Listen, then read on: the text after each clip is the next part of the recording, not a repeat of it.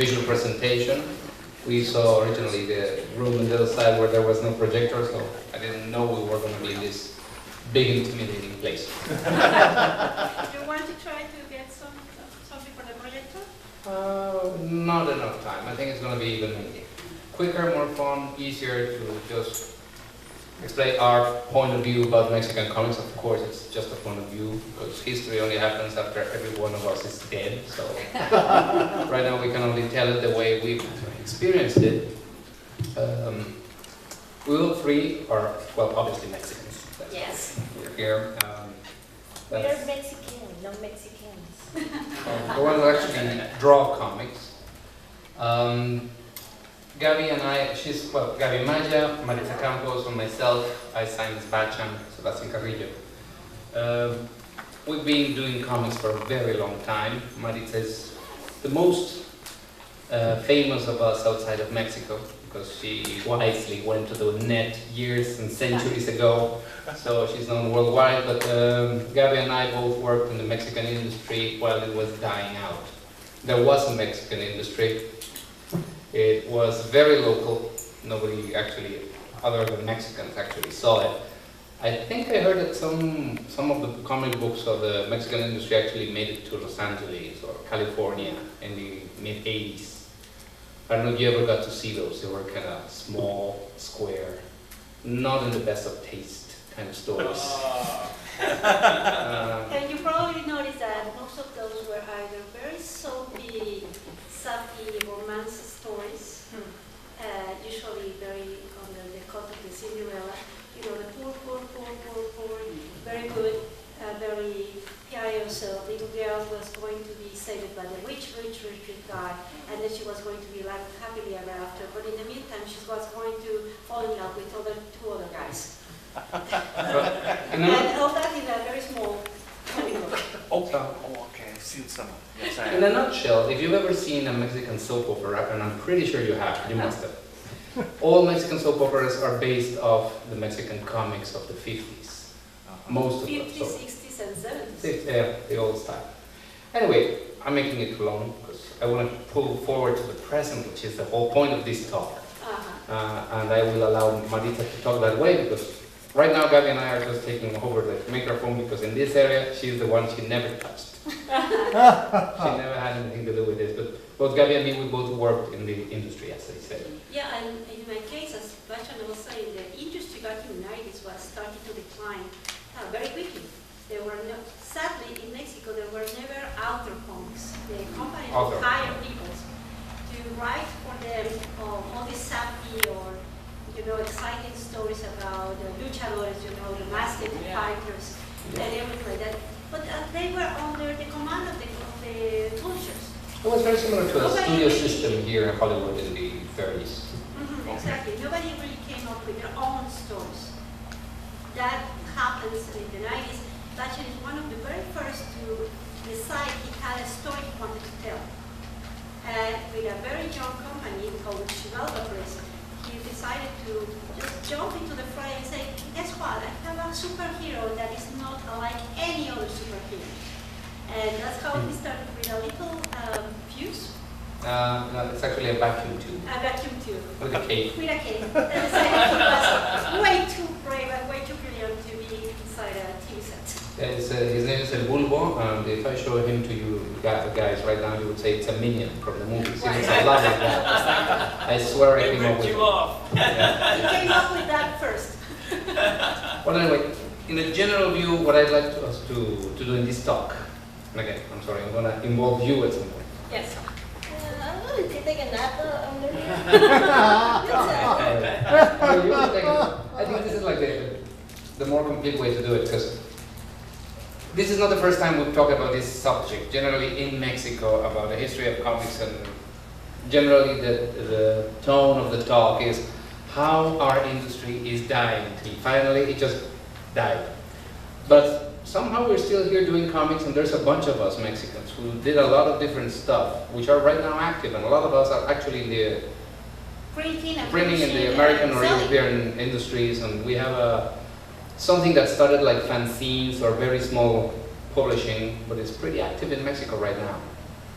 So that's the general idea I want And to talk that's this time, exactly where Maritza jumps in, because she's one of the ones who's who is actually helping to resurrect the Mexican comic industry, not from the publisher houses, but giving the power to the people who never had power and were the creators, the authors.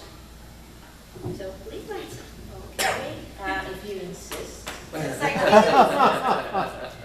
I'm going to spoil the whole talk. I'm gonna tell you the end of it. Okay. Before there were publishers, and now there are authors. Before there was an industry. Now there is no industry, but there's a lot of creativity. There's a lot of personal vision. And this personal vision is not necessarily, maybe you look at a book that is Mexican. This book is Mexican, but it's in English, and it looks kind of European. And it's written for an international audience, and it does not look Mexican. And the themes are Mexican in a very subtle way. It talks a lot about something that happens in Mexico City, that the city is so big and so crowded that it takes hours to go to your work, to your job, and hours to go back. And you spend your whole life working and commuting, and there's no longer time to sleep. And this is a very Mexican thing. And you will look at this comic, and it does not look like you would think of as a Mexican comic. But because we have become, our generation is an orphan generation. Yeah, we can call that.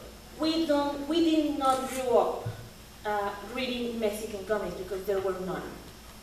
So we had to learn from France. We had to learn from the United States a lot. And a lot from Japan. From Japan, of course, yes. Actually, but if I may, am I feeling exactly kind of how that she just mentioned happened? Because again, she was in Merida doing her own thing online, and I was there trying to get a job in the industry that was dying. But anyway, have you seen that when in all industries there's like this great creator that creates a style, and some other people starts following it? In America, it was obviously Jack Kirby. You had Bill Finger. There's a lot of people who are influential.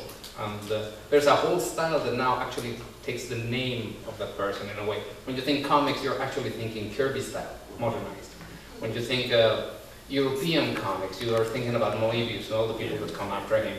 In Japan, you have, well, you get my meaning. Names. You can have Otomo or Toriyama. And there's a And person, everybody's imitated them. and after a while it becomes like a national style. In Mexico, we actually did have that back in the 60s, 50s. Antonio Gutierrez with Lágrimas y Risas is the father of the soap opera. But somehow, mainly 70s and 80s, since the industry got so controlled by the studio system, there were no more new masters or people to come up with new ideas. Therefore, there were just a repeat and a repeat and a repeat of everything they did, and the industry was so massive. And I mean, they sold, I don't know, About 2 million copies each week of Each every week. copy. At some point, the industry was printing comics each day.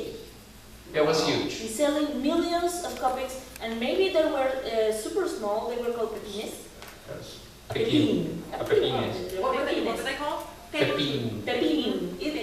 Pepe is a name that means Joseph. Right. Pepin is little Jose. The pet name for Joseph is Pepe. And if you want to make it even more pet name to add in at the end, they're saying, no, you're a small So Pepe. Pepe. Yeah. And it was named after the editor, right? No, I think so. The owner of the. Of the publishing house, but what she's talking, this is way in the 80s, Well, 60s, really. but that was the time where I think that the industry in Mexico was comparable to what is Japan today. Yeah, it was because huge. everybody was reading comics. And I'm talking about a country that was very alphabetized. And we practically learned to read That's using the comics. comics. That's Mexico. something. But when all that went bust, mainly now it's known in 1985. It seems there was a big economic crisis, the printing paper got really expensive, and things started to go downhill from there. I started working in comics in 1989 when I was 18. Somehow they hired me. I wouldn't have, but they did. So I could see how the things started to go down and lower, There were a few publishing houses that did this studio system back then. I was in Novedades, Gabi was in one called the GEA, which is one of the biggest. She actually went through the traumatic change that once Well, it the was reducing, company- it got split in two. In two, because Egea was very well known because they published all the action comics from Mexico with the fighters and cowboy stories and martial arts stories. We were never quite sure why were those was so very popular. But again, it was a system of the studio.